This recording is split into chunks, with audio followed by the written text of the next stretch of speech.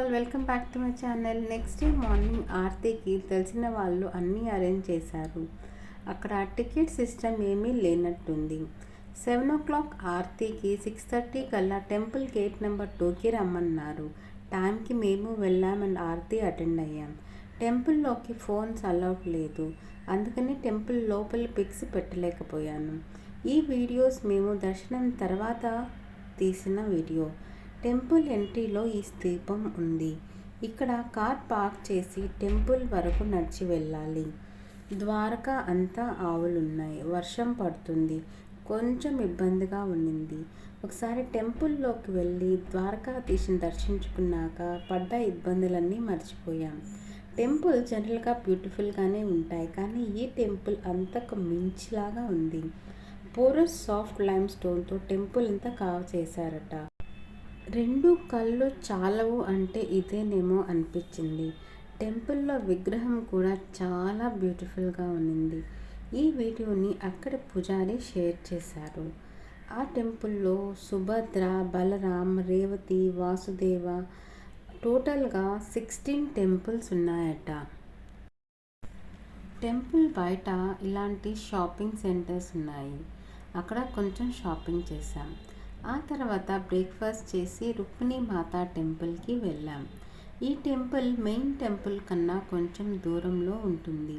అలా ఎందుకుందో ఒక స్టోరీ ఉందట. మన వ్యూవర్స్లో ఎవరికైనా తెలిస్తే కామెంట్లో షేర్ చేయండి. ఇన్ఫర్మేషన్ అందరి దాకా వెళ్తుంది. ఈ టెంపుల్ కూడా చాలా బ్యూటిఫుల్గా ఉంది. ఈ టెంపుల్లో ప్రసాదంగా వాటర్ ఇచ్చారు. అక్కడి నుంచి బేట్ ద్వారకా వెళ్ళాం. అది మెయిన్ ద్వారకా నుంచి 25 కిలోమీటర్స్ ఉంది. బేట్ ద్వారకా ఒక ఐలాండ్. అక్కడికి వెళ్ళాలంటే బోట్లో వెళ్ళాలట. కానీ రీసెంట్గా సముద్రంలో బ్రిడ్జ్ కట్టారు. దాని పేరే సుదర్శన్ సేతు. ఈరోజు మేము దానిపైనే వెళుతున్నాం. దారంతా ఇలా చిన్న పెద్ద బోట్స్ అండ్ షిప్స్ ఉన్నాయి. మ్యాప్లో చూస్తున్నారా, ఆ పాయింట్నే western most point of India అంటారు. అదే ఓకా. ఆ దూరంగా కనిపించే బ్రిడ్జే సుదర్శన్ సేతు. ఆ సేతు కూడా చాలా బాగా డిజైన్ చేశారు. బ్రిడ్జ్ దాటాక కార్ పార్కింగ్ ఉంటుంది. అక్కడ కార్ పార్క్ చేసి ఇలా ఆటోల్లో టెంపుల్కి వెళ్ళాలి. ఆటో ఊరంతా తిప్పి టెంపుల్కి తీసుకెళ్ళింది.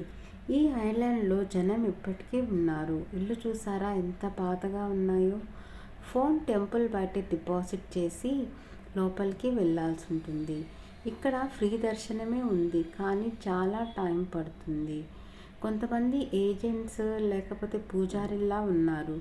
వారితో మాట్లాడితే 5 మెంబర్స్కి 1100 ఛార్జ్ చేశారు. 20 మినిట్స్లో దర్శనం చేసుకొని బయటకు వచ్చాం. బేట్ ద్వారక అంటే కుచేలుడు లేదా సుధామ కృష్ణుడికి అటుకులు ప్రజెంట్ చేశారట. అందుకని సుధామ టెంపుల్లో బియ్యం ప్రసాదంగా ఇస్తారు. బేట్ ద్వారక నుండి నాగేశ్వర్ జ్యోతిర్లింగ్ 22.5 కిలోమీటర్స్. మాకు 50 మినిట్స్ పట్టింది. ఈ టెంపుల్లో కూడా టికెట్ సిస్టమ్ లేదు. మొబైల్ డిపాజిట్ చేసి క్యూలో నిలబడ్డాం. 45 మినిట్స్లో దర్శనం అయిపోయింది. ఈ జ్యోతిర్లింగానికి అభిషేకం చేసే వీలుంది. వాటికి సపరేట్గా టికెట్ తీసుకోవాలి. 250 పర్ హెడ్ పడింది.